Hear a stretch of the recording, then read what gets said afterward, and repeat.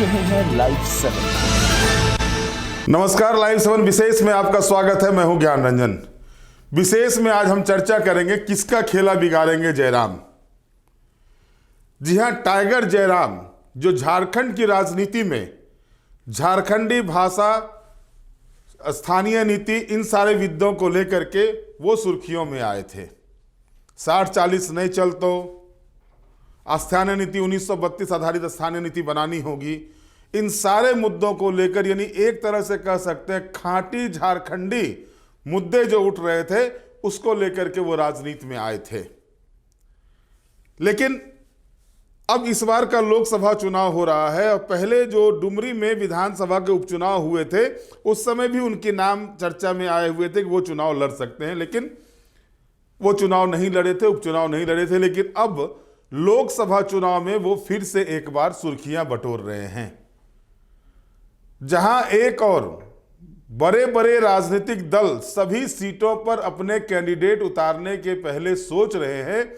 वहीं जयराम महतो की पार्टी, जो झारखंडी भाषा खतियान संघर्ष समिति जो थी उनकी, उसके बाद जो JKLM, उनको जो JLKM, माफ कीजिएगा, JLKM जो चुनाव आयोग के तरफ से उनको पार्टी का नाम मिला है JLKM, उसके तहत 8 प्रत्याशी उन्होंने मैदान में उतार दिए हैं।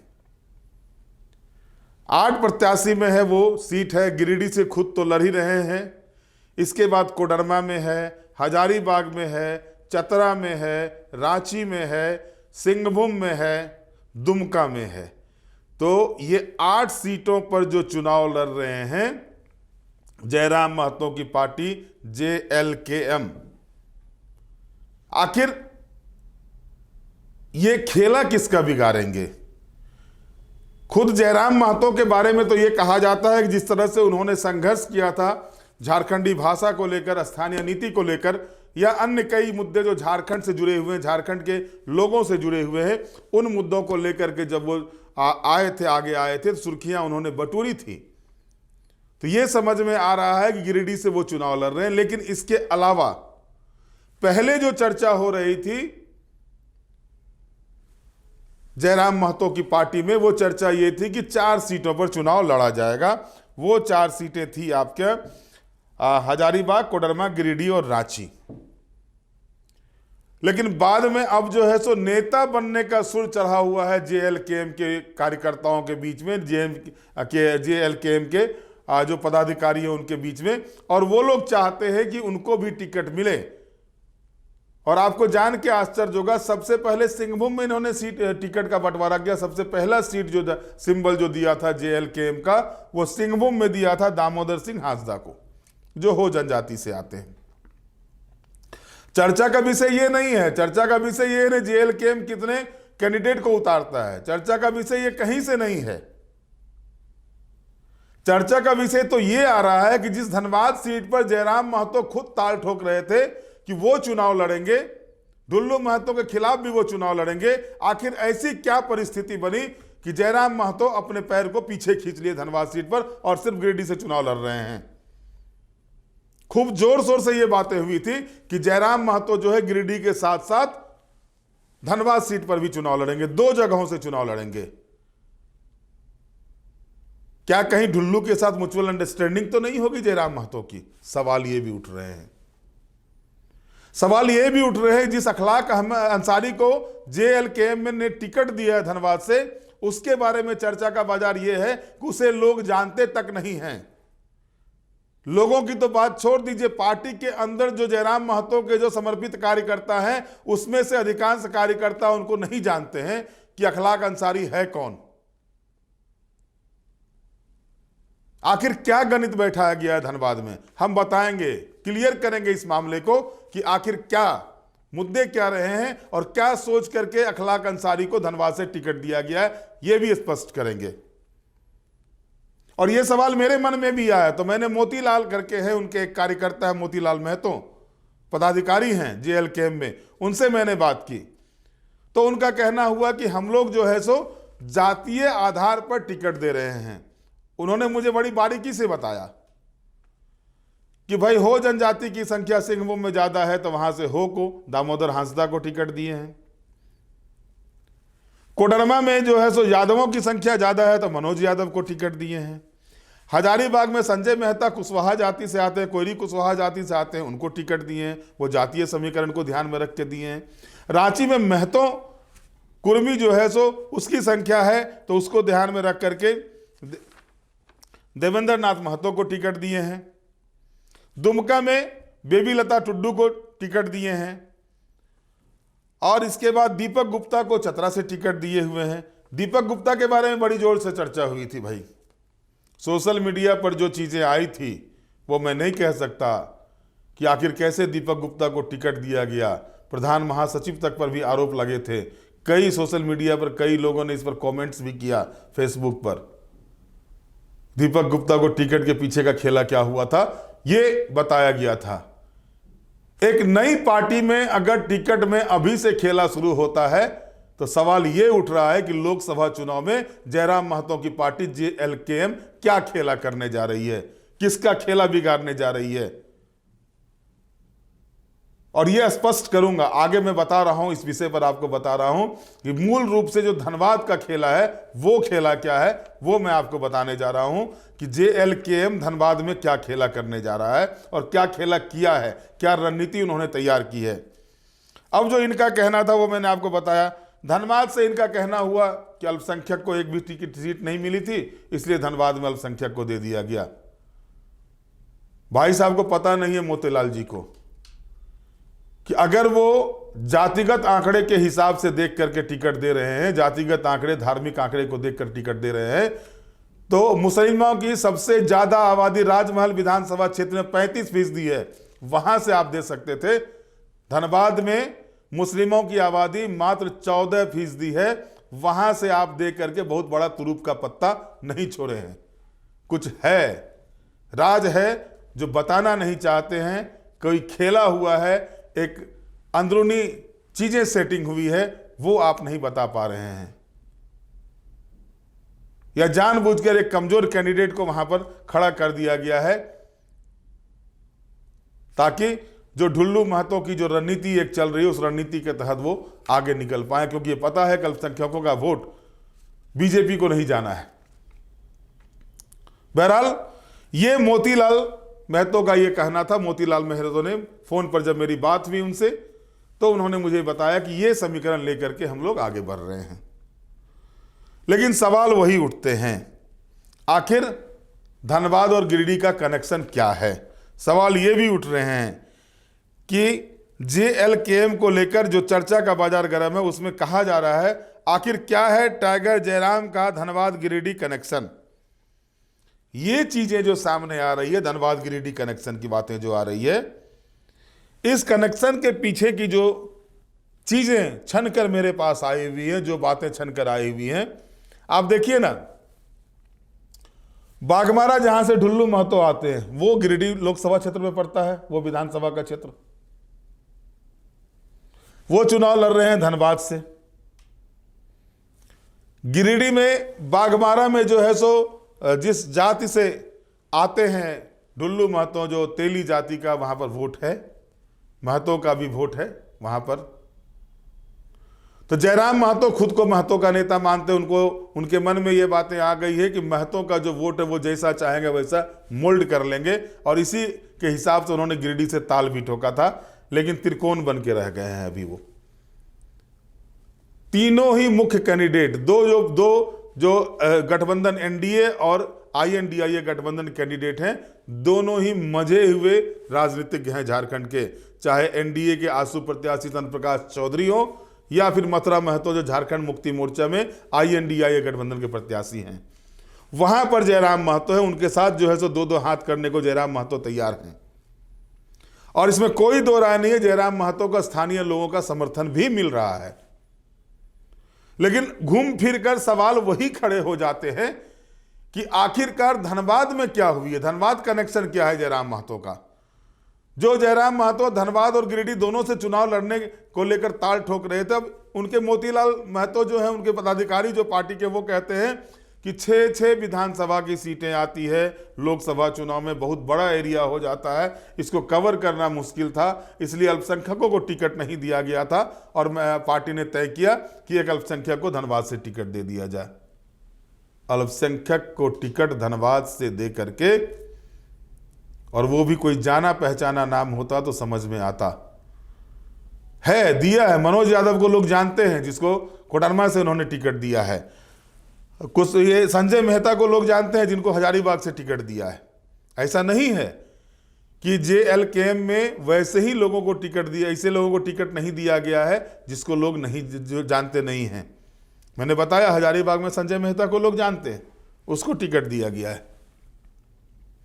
उसके बाद मनोज यादव को कोडरमा में लोग जानते हैं, दिया गया। जयराम महतो को जानते हैं, देवेंद्र नाथ महतो को जानते हैं, टिकट दिया गया है। दामोदर सिंह हांसदा को भी लोग जानते हैं, सिंहभूम क्षेत्र में, उनको भी टिकट मिला है। लेकिन अखलाक अंसारी कौन है, इसको पूरी की पूरी टीम नहीं जानती है। एक बड़े झारखंड के क्रांतिकारी है जो फेसबुक सोशल मीडिया पर काफी सक्रिय रहते हैं, उन्होंने भी सवाल खड़ा किया है, आखिर कौन है अखलाक अंसारी। तो जब पूरे समीकरण को देखा जाता है, समीकरण को गौर किया जाता है, तो आप देखिए धनबाद संसदीय क्षेत्र में 14.63% मुस्लिम आबादी है। SC की आबादी 15.7% है। यानी सबसे ज्यादा अगर आबादी वार देखेंगे आप, तो धनबाद संसदीय क्षेत्र में SC की आबादी बहुत ज्यादा है अन्य जगहों की तुलना में। SC के जो अन्य जगहों में वोटर हैं, आबादी है, उसमें धनबाद में ज्यादा है। ST की आबादी लगभग 10% है। OBC की आबादी जो है सो वो सभी जाति को, OBC के सभी जातियों को मिला करके लगभग 30 से 35% है। सामान्य जाति की अगर बात करेंगे तो अन्य लोकसभा क्षेत्रों की तुलना में धनबाद में सामान्य जाति की का वोट परसेंट अन्य जगहों की तुलना में दोगुना के करीब है। कहीं पर भी किसी भी लोकसभा क्षेत्र में सामान्य जाति की जनसंख्या जो है 7 से 8% ज़्यादा नहीं है, लेकिन यहाँ पर 15 से 18% के बीच में सामान्य जाति की संख्या है धनबाद संसदीय क्षेत्र में। और ढुल्लू महतो को लगता है कि अगर जिस तरह से सामान्य जाति के लोगों के द्वारा नाराजगी जाहिर की जा रही है ढुल्लू महतो को कैंडिडेट बनाने के बाद से, उसके बाद ढुल्लू महतो अपने रणनीति के तहत काम कर रहे हैं। और रणनीति यह है कि इंडिया गठबंधन से जो गिरिडीह में मथुरा प्रसाद महतो को दिया गया है टिकट, और NDA से जो चंद्रप्रकाश चौधरी को दिया गया है, उस बीच में सेतु का काम जो है सो करने के लिए दोनों के बीच में जो सूचना मिल रही है, सूत्रों से मिल रही है कि टाइगर जयराम महतो और ढुल्लू महतो के बीच में एक म्यूचुअल अंडरस्टैंडिंग है कि आप बागमारा संभालिए, हम आपका धनबाद संभालते हैं। धनबाद में अल्पसंख्यक के वोट को काटने का उपाय किया जाता है, और उसी का नतीजा है अखलाक अंसारी। ये पूरी तरह से चर्चा का बाजार राजनीतिक गलियारे में धनबाद और गिरिडीह के क्षेत्र में पूरी तरह से गर्म है। आलम यह है कि जो नाराजगी धनबाद में भाजपा कैंडिडेट को लेकर के है, इसका नतीजा यह है कि भाजपा के बड़े बड़े पदाधिकारी जाकर के लगातार धनबाद में बैठ के कर रहे हैं। प्रदेश प्रभारी, प्रदेश संगठन महामंत्री को जाकर के वहां बैठक करना पड़ा, प्रदेश प्रभारी को जाकर के बैठक करना पड़ा, कहना पड़ा कोई भी बयानबाजी नहीं होगी कैंडिडेट के द्वारा, पार्टी ने तय किया है कैंडिडेट। लेकिन कहते हैं ना, जब शीत युद्ध होता है तो पता नहीं चलता है, जब समुद्र शांत हो जाता है तो तूफान आने के संकेत होते हैं। और धनबाद में वही स्थिति बनी हुई है भारतीय जनता पार्टी के बीच में। तूफान के आने के पहले की शांति है। लगातार जो भी नेता कह रहे हो, चूंकि जो पदाधिकारी हैं, जो विधायक हैं, उनको कहना है वो कहेंगे, लेकिन कार्यकर्ताओं के बीच में जो चर्चाओं का बाजार गर्म है, उस चर्चाओं के बाजार के बीच से जिस तरह से उसी का नतीजा था कि एक व्यवसायी ने, एक कार्यकर्ता ने प्रदेश अध्यक्ष को पत्र लिखकर कहा था ढुल्लू महतो को टिकट देकर के अच्छा नहीं किया गया है। यह आवाज कहीं से इस बार नहीं उठी थी सिवाय धनबाद संसदीय क्षेत्र के। और यह भी कहा जाता है जिस व्यक्ति ने पत्र लिखा था वो भी वैश्य समुदाय से आते हैं। उन्होंने लिखा था, पत्र लिखा था, मारवाड़ी समाज से आते हैं, वो पत्र लिखा था। सरजू राय लगातार विरोध कर रहे हैं, कई केस का हवाला दिए ढुल्लू महतो के बारे में। और जब जयराम महतो वहां से उनकी पार्टी जब अखलाक अंसारी को टिकट देती है, जिसको कि लोग नहीं जानते हैं, अधिकांश लोग नहीं जानते, पार्टी के अधिकांश लोग नहीं जानते हैं। जब मैंने ये सवाल किया मोतीलाल महतो से, मैंने ये भी सवाल किया, तो उनका ये कहना हुआ कि उतने ज़्यादा भाषण वगैरह नहीं देते हैं, पार्टी के ही कार्यकर्ता हैं, भाषण वगैरह नहीं देते हैं उतने ज़्यादा, इसलिए लोग नहीं जानते होंगे, लेकिन हमारे नेता हैं। भाई नेता तो आपके हैं, आपने टिकट दिया, लेकिन टिकट देने के पीछे का खेला।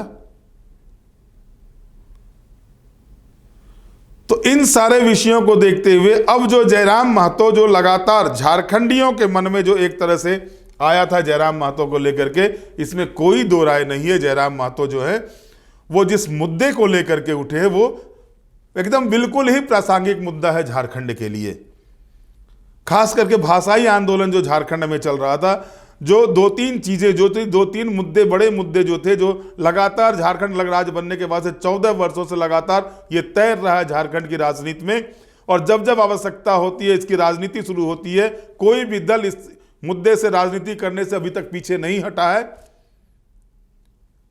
और उन मुद्दों को लेकर युवाओं के साथ जुड़ करके एक युवा जिस तरह से लगातार आंदोलनरत थे, एक आशा की किरण जगी थी जयराम महतो को लेकर के लोगों के बीच में, कि वो झारखंडी मुद्दे को लेकर के आगे बढ़ रहा है, ये युवा झारखंडी मुद्दे को लेकर आगे बढ़ रहा है। और बिल्कुल ही उन्होंने इस बात का प्रमाण दिया था, वो अपने आंदोलन के माध्यम से प्रमाण दिए थे जयराम महतो, कि वो विशुद्ध रूप से झारखंडी मुद्दे को अमली जामा पहचाने के लिए उनका आंदोलन जो है सो जारी रहेगा, और कर भी रहे थे। लोगों के बीच में अच्छी पकड़ भी बन रही थी, खास करके जो महतो आबादी का एरिया था, उस आबादी में उनकी पहचान बहुत तेजी से आगे बढ़ी थी। लेकिन कहते हैं ना कि जब राजनीति में जब लोग ऊपर की ओर उठने लगते हैं, या फिर जैसे जैसे लोग ऊपर उठते हैं उनके कान पतले होते जाते हैं, वो निर्णय जो उनको होना चाहिए था, वो निर्णय कहीं ना कहीं जो है सो कुछ निर्णय दूसरे में जाते हैं। और ये भी कहा जाता है कि राजनीति में बिना अर्थनीति के राजनीति नहीं संपन्न हो सकती है, और जयराम महतो के साथ जयराम महतो अर्थनीति के मामले में कमजोर है, अर्थ के मामले में कमजोर हैं, और यही सब सवाल उठ रहे हैं राजनीतिक गलियारे में। और मैंने लगातार हर विषय पर टेलीफोन से मोतीलाल जो हैं, उनके पदाधिकारी जो है JLKM के, उनसे मैंने हर विषय पर बातचीत की। जो जवाब उन्होंने दिया वो मैंने आपको बताया।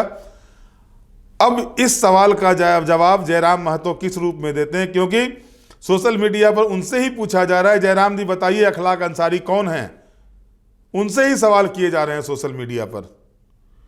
तब जयराम महतो को चाहिए कि उन्होंने जो एक अपना औरा तैयार किया है झारखंड की राजनीति में, जो अपने आप को एक बहुत कम समय में अपने आप को झारखंड की राजनीति में सामने लाया है, वो किस तरह से इसका जवाब दे सकते हैं। दो सवाल उनसे हो रहा है। एक दीपक गुप्ता जो चतरा के हैं, जो उन्होंने उनके प्रधान महासचिव पर जो आरोप लग रहे थे, उसको भी सोशल मीडिया पे लगातार वायरल हो रहे थे। ये चीज़, इस चीज़ का भी जवाब देना चाहिए जयराम महतो को, क्योंकि एकदम सॉलिड युवा है, झारखंडी युवा है, वो खुलकर बातें करते हैं, खुलकर अपने आंदोलन को आगे बढ़ाते हैं, खुलकर जो चीज़ ठान लेते हैं, जिस मुद्दे को लेकर वो आगे बढ़ते हैं, उस मुद्दे पर वो अडिग रहते हैं। तो उनको चाहिए कि वो अपना जो क्लेवर लेकर के वो झारखंड की राजनीति में आए थे, वो स्पष्ट करना चाहिए उनको कि भाई ये चीज़ जो है सो कौन है अखलाक अंसारी, और इसके धनबाद से इनको खड़ा कराने के पीछे, क्योंकि सवाल उठ रहे हैं। सवाल मेरा नहीं है, सवाल सोशल मीडिया पर लगातार उठ रहा है। इन सवालों का जवाब देना चाहिए जयराम महतो को और उनकी पार्टी को। बहरहाल आज के विशेष में इतना ही। आप हमारे साथ जुड़े रहें, हमें लाइक करें, सब्सक्राइब करें। बहुत बहुत धन्यवाद। नमस्कार।